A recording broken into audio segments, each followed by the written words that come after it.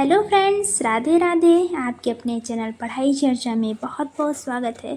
आप लोगों से एक रिक्वेस्ट है कि इस वीडियो को लास्ट तक ज़रूर देखिएगा, क्योंकि हो सकता है कि इस वीडियो में आपको ऐसी कोई नई और ज़रूरी जानकारी मिल जाए जो आपके लिए काफ़ी काम की हो। और अगर वीडियो देखते देखते आपको कुछ नया हेल्पफुल लगे तो कमेंट करके ज़रूर बताइएगा। चलिए बिना समय गंवाए हुए अपने पॉइंट की तरफ चलते हैं। पता है, आज मैं आपसे कोई बहुत बड़ी बड़ी बातें नहीं करने वाली हूँ। बस एक बात अपने मन की आपसे शेयर करना चाहती हूँ, क्योंकि मुझे लगता है कि अगर आप टीजीटी यूपी टीजीटी की तैयारी कर रहे हैं या फिर स्टूडेंट हैं, बहुत सारे स्टूडेंट की प्रॉब्लम शायद यही है कि हम पढ़ना चाहते हैं, हमें सिलेक्शन लेना चाहते हैं, हम मेहनत भी करना चाहते हैं, लेकिन हमें ये समझ नहीं आता है कि शुरुआत कहाँ से करें।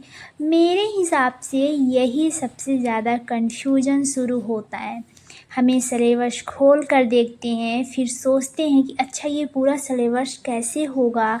कोई कहता है एनसीईआरटी पढ़ो, हम सोचते हैं अच्छा एनसीईआरटी पढ़नी है, लेकिन फिर अगला सवाल आता है एनसीईआरटी कितनी पढ़नी है, पूरी किताब लाइन बाय लाइन पढ़नी है या सिर्फ इम्पॉर्टेंट टॉपिक्स पढ़ने हैं। फिर एमसीक्यू की बारी आती है, कोई कहता है प्रैक्टिस सेट लगाओ, कोई कहता है पीवाईक्यू लगाओ, कोई और बुक बता देता है। फिर हमारे पास 2-3 पीडीएफ आ जाते हैं और फिर 4-5 वीडियो सेव हो जाते हैं।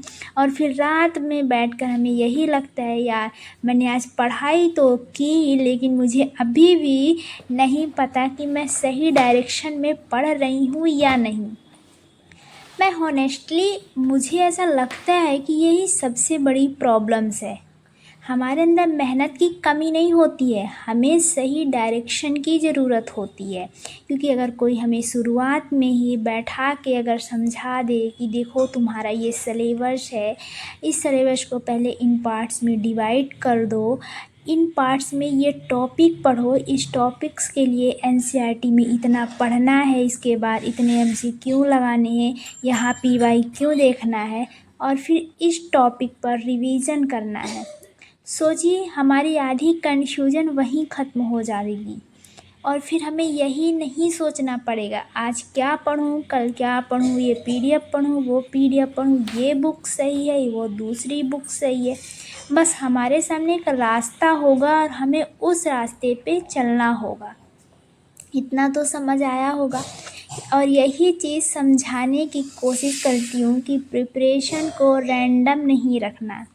मान लीजिए आपने बायोलॉजी का सिलेबस उठाया, अब पूरा सिलेबस देख के बैठ गए तो बहुत बड़ा लगेगा, लेकिन अगर हम उसी सिलेबस को छोटे छोटे पार्ट्स में डिवाइड्स कर दें, ये वही सिलेबस को मैनेजेबल हो जाता है।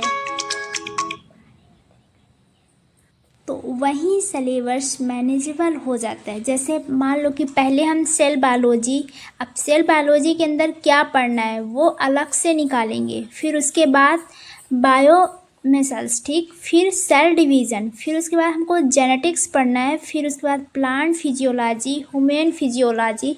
मतलब पूरा सिलेबस एक साथ दिमाग में नहीं रखना है, एक समय पर पार्ट 1। और यही चीज़ें मैं खुद से समझाती हूँ कि जब तक किसी को सही तरीके से ये नहीं बताया जाता कि सिलेबस को डिवाइड कैसे करना है, तब तक स्टूडेंट को बहुत मेहनत करने के बाद भी कंफ्यूज रहता है।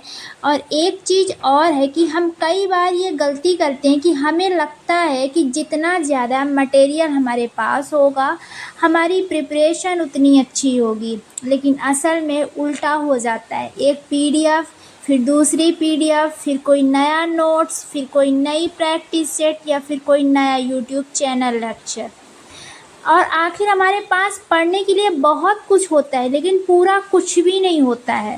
इसलिए पर्सनली ये मानती हूँ कि हमें मटेरियल की क्वांटिटी नहीं है, उसकी डायरेक्शन चाहिए। हमें पता होना चाहिए किस चीज़ को पढ़ना है, किस चीज़ को छोड़ना है, किस चीज़ को सिर्फ समझना है और किस चीज़ को याद करना ज़रूरी है। जैसे एनसीईआरटी की बात कर लेते हैं। अगर कोई स्टूडेंट मुझसे पूछे कि मैम एनसीईआरटी कितनी पढ़ें, तो मेरा पहला जवाब यही होगा कि सिर्फ ये सोच कर मत बैठो कि पूरी एनसीईआरटी ख़त्म करनी है। पहले ये देखो कि आपके एग्ज़ाम के सिलेबस में क्या क्या है, फिर उस सिलेबस से जुड़े एनसीईआरटी टॉपिक्स को निकालो और उन टॉपिक्स को एग्ज़ाम पॉइंट ऑफ व्यू से पढ़ो। मतलब पढ़ते समय आपके दिमाग में ये होना चाहिए कि इस टॉपिक से क्वेश्चंस किस तरह बन सकता है, कौन सा फैक्ट इम्पोर्टेंट हो सकता है, कौन सा कॉन्सेप्ट समझना ज़रूरी है, और फिर उसी टॉपिक के एमसीक्यू लगाओ। तभी आपको समझ आएगा कि आपने वास्तव में टॉपिक्स को समझा या सिर्फ पढ़ लिया। क्योंकि किताब पढ़ लेना और एग्ज़ाम देने के लिए टॉपिक तैयार कर लेना दोनों अलग चीज़ हैं। और यही बात एमसीक्यू में भी है। एमसीक्यू सिर्फ संख्या पूरी करने के लिए नहीं लगाने हैं। ऐसा नहीं कि आज 100 एमसीक्यू लगा लिए और बस हो गया। आपने जो एमसीक्यू गलत किया वो गलत क्यों हुआ, कॉन्सेप्ट नहीं आया, फैक्ट भूल गए, क्वेश्चन समझने में गलती हुई, ये ऑप्शंस देखकर कन्फ्यूजन हुआ, ये देखना ज़रूरी है। क्योंकि कई बार गलत एमसीक्यू हम उससे टॉपिक्स की कमियां देखते हैं।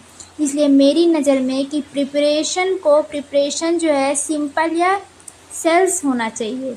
टॉपिक्स पढ़ो, समझो, शॉर्ट्स नोट्स तो बनाओ ही बनाओ, एमसीक्यू लगाओ, गलत क्वेश्चंस देखो, फिर रिवीजन करो और धीरे धीरे यही पूरे सिलेबस पर लगाते जाना। अब बात आती है टाइम की। हमारे मन में रहता है कि इतने दिन में पूरा सिलेबस कैसे होगा, लेकिन मैं कहूँगी अभी पूरे सिलेबस के बारे में मत सोचिए। आज सिर्फ ये सोचिए कि आज मुझे कौन सा टॉपिक पढ़ना है। अगर आज आपने एक अच्छा सा टॉपिक कर लिया, उसके एमसीक्यू कर लिए और रात में उसका रिवीजन कर लिया तो आज का काम हो गया। कल दूसरा टॉपिक, फिर तीसरा टॉपिक, इसी तरह छोटे छोटे हिस्से में सिलेबस को पूरा होता है। क्योंकि सिलेक्शन एक दिन में नहीं होता है। सिलेक्शन उन छोटे छोटे दिनों से बनता है जब हमने मन नहीं होने के बाद भी थोड़ा पढ़ते हैं, पढ़ाई करते हैं। जब कन्फ्यूजन गलत हुए तो उन्हें दोबारा देखें। एमसीक्यू गलत हुए, कन्फ्यूजन नहीं।